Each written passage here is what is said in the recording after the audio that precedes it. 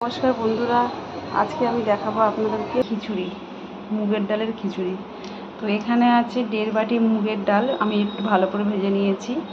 আর এখানে আছে 2 বাটি গোবিন্দভোগ চাল। আর এখানে আছে একটা ছোট্ট ফুলকপি, একটা টমেটো, 2 টুকরো আদা, 2-3টে কাঁচা লঙ্কা আর 3টে আলু আমি ছাড়িয়ে পিস পিস করে কেটে নিয়েছি। আর খিচুড়ির সঙ্গে হবে এখানে পাঁপড় ভাজা। আর এখানে আছে পার্শে মাছ।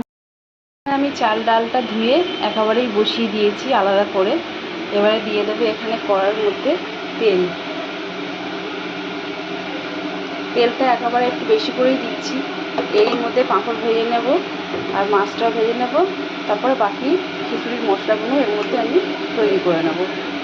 পাঁপড় হয়ে গেছে, এবারে এক এক করে আমি পাঁপড়গুলোকে এখানে ভেজে নেব।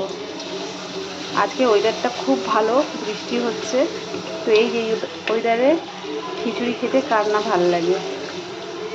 খিচুড়ি, পাঁপড় ভাজা, এর সঙ্গে ইলিশ মাছ ভাজা হলে আরও দারুণ লাগে। গরম গরম ডিম অমলেট।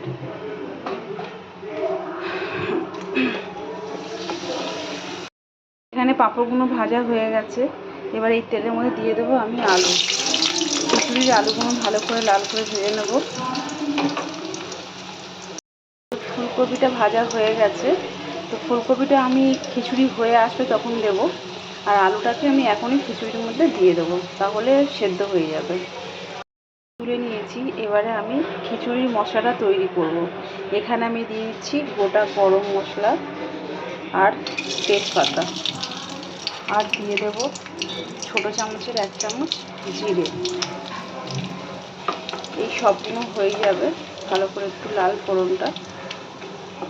তারপরে দিয়ে দেবো এর মধ্যে এখানে আমি কেটে রেখেছি একটা টমেটো আর আদাটা আমি গ্রেট করে রেখেছি। এখন আমি সব এই মশলার মধ্যে দিয়ে দেবো। তো আমি এক এক করে দিয়ে দিচ্ছি।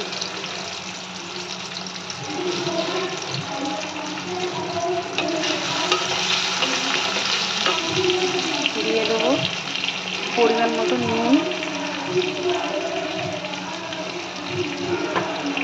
1 চামচ হলুদ, 1/2 চামচ লঙ্কার গুঁড়ো, 1 চামচ জিরে। এগুলো সব ভালো করে কষিয়ে আমি খিচুড়ির মধ্যে দিয়ে দেবো। মশলাটা ভালো করে কষা হয়ে গেছে। এবারে দিয়ে দেবো আমি এখানটায় 1 চামচ চিনি। এই সব মশলাগুলো এবার আমি এখানে খিচুড়িটা তৈরি হয়ে এসছে, প্রায় অর্ধেক সেদ্ধ হয়ে গেছে, দেখতেই পাচ্ছেন আপনারা। এবারে দিয়ে দেবো এর মধ্যে আমি ওই মশলাটাকে। এখানে ফ্রাই প্যানের মধ্যে আমি একটু বেশি করে তেল দিয়ে দিয়েছি। এবারে আমি ভাজবো এখানটায় মাছটার মধ্যে মাখিয়ে নিয়েছি লঙ্কার গুঁড়ো অল্প, অল্প হলুদ গুঁড়ো, অল্প নুন, মানে নুনটা পরিমাণ মতন, আর দিয়েছি এখানটায় লেবুর রস। তো এই সব কিছু ভালো করে মাখিয়ে একটু স্পাইসি করে এটাকে লাল লাল করে ভাজবো। মাছটা পেটে ডিম ভর্তি, সেই জন্য মাছটা একটু কম আঁচে ভাজলে ভালোভাবে হবে। আমি মাছের গাটা একটু ভালো করে কেটে নিয়েছি, যাতে মাছটা ভালো করে ভাজা হয় আর ভেতরে মশলাটা ঢোকে। এখানে আমার খিচুড়িটা পুরো রেডি হয়ে গেছে।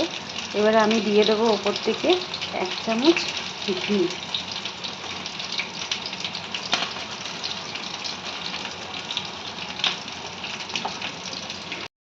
বন্ধুরা, আজকে আমার খিচুড়ি, পাঁপড় ভাজা, মাছ ভাজা সব কিছুই কমপ্লিট হয়ে গেছে। আপনাদের ভালো লাগলে আপনারা লাইক করবেন, শেয়ার করবেন। আজকে আমি এখানেই শেষ করছি। ধন্যবাদ।